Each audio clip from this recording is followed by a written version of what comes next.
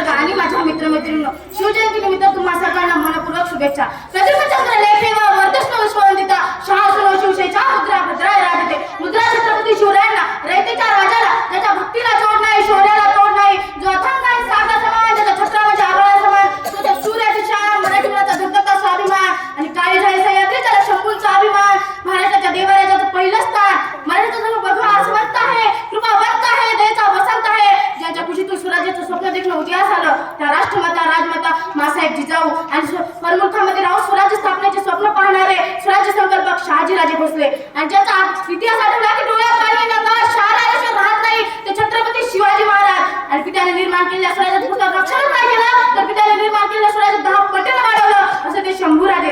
अरे म्हणतात ना, नियतीचे मालिक बना पण परिस्थितीचे गुलाम बनू नका. म्हणूनच तर नाचू कीर्तनाचे रंगीत ज्ञानदीपा लावू जोगी, कीर्तनाच्या माध्यमातून समाज प्रबोधनाचे कार्य करणारे संत तुकोबार आहे. शब्द हे शस्त्र समजून विदू हे विद्येच्या अभंगातून समाज प्रबोधनाचे कार्य करणारे संत नामदेव आहे. आणि हातात खराटा घेऊन दिवसभर गाव स्वच्छ करायचं आणि रात्री कीर्तनाच्या माध्यमातून लोकांचं डोकं स्वच्छ करायचं असं काम ज्यांनी केलं ते संत गाडगे बाबा.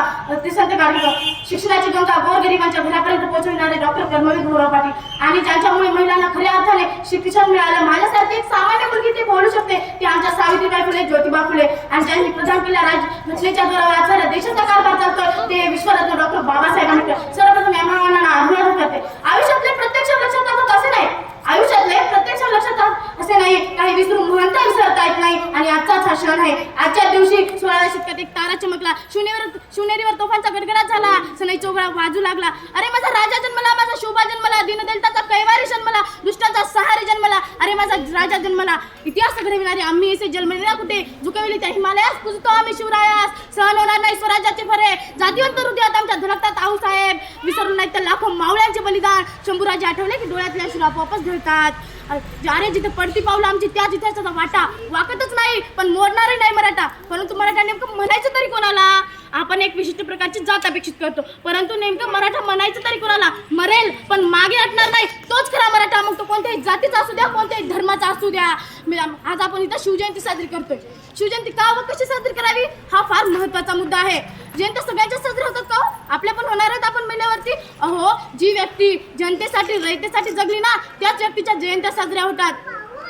तुळजाभवानीच्या आशीर्वादाने, जिजाऊंच्या मार्गदर्शनाने आणि मावळ्यांच्या साथीने शिवरायांनी हिंदवी स्वराज्य निर्माण केले. छत्रपती शिवाजी महाराज म्हणजे कोण?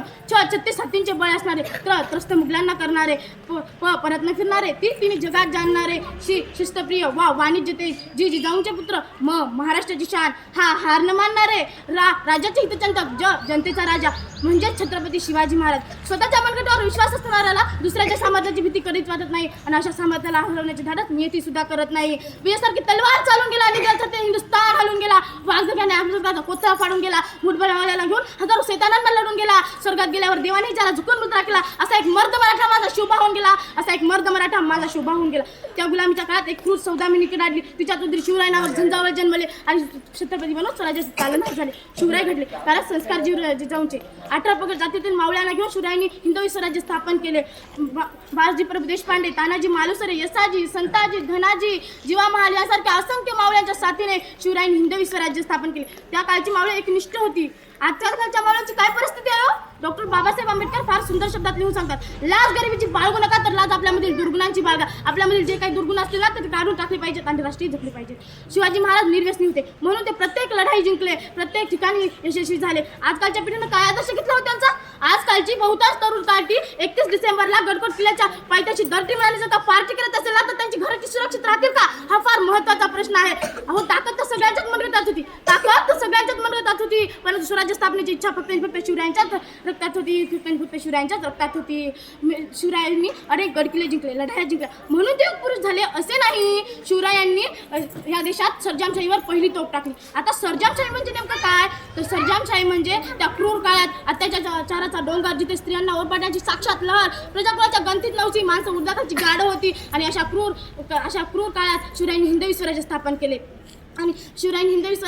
केले. माझ्या मित्रांनो, आज 350 वर्ष झाली तरी सुद्धा या महाराष्ट्राच्या मातीला शिवरायांची गरज पडते. फार मोठी शोकांतिका आहे. असं वाटतं भले पहाटे उठावं, रायगडाच्या पायऱ्या चढावा, माझ्या अंतःकरणातून या काळजातून माझ्या राजाला हाक मारावी, साथ घालावी, म्हणावं, सांगावं, विचारावं की राजा कशी उचलली हो बलाढ्य धारण तलवार, राजा कशी उचलली हो बलाढ्य धारण तलवार असा तुमचा मावळा सदा चहाचा कप उचलताना हात लगा कापते. राजा तुम्ही स्वराज्य वेडे होता, राज्य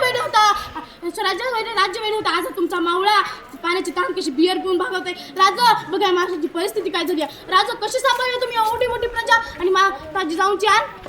राजा कशी सांभाळली तुम्ही एवढी मोठी प्रजा आणि माता जिजाऊंची आण. आज तुमचा मावळा म्हणतोय आम्ही दोन आणि आमचे दोन, आमचं होतं एक चौकोन, मग चौकोनातले जातात दोन, उरलेला आधार कोण.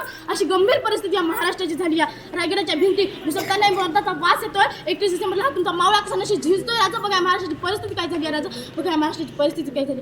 महाराज रायगडावर उभारले तुम्ही शिवराष्ट्राची भुरी. महाराज रायगडावर उभारले तुम्ही शिवराष्ट्राची भुरी. तुम्ही नसता तर सडली असती हिंदूंची मडी. तुम्ही नसता तर सडली असती हिंदूंची मडी. तुम्हामुळे पाहतो आम्ही देवाऱ्यातले कळसं. तुम्हामुळे पाहतो आम्ही देवाऱ्यातले कळसं. तुम्ही नसता तर नसते दिसली अंगणात तुळस. तुम्ही नसता तर नसते दिसली अंगणात तुळस.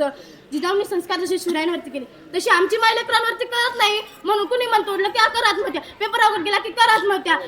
टेन्शन आलं की कर आत्महत्या. बायकोला त्रास दिला की कर आत्महत्या. बायकोला त्रास दिला की कर आत्महत्या. नवऱ्याने छळलं की कर आत्महत्या. अहो झालंय का आत्महत्या करायला.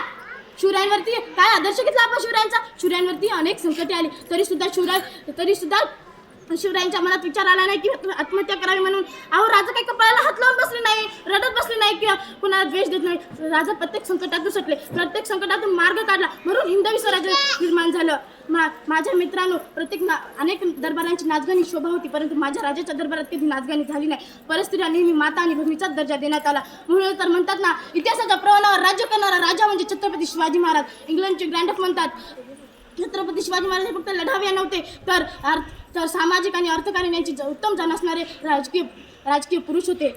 त्यांच्या चाणक्य योजनांमुळेच हातभार झालेल्या बहुजनांना सत्ताधीश होता आले. म्हणूनच तर म्हणते श्वासात रोखुनी वादळ डोळ्यात रोखली आग. श्वासात रोखुनी वादळ डोळ्यात रोखली आग.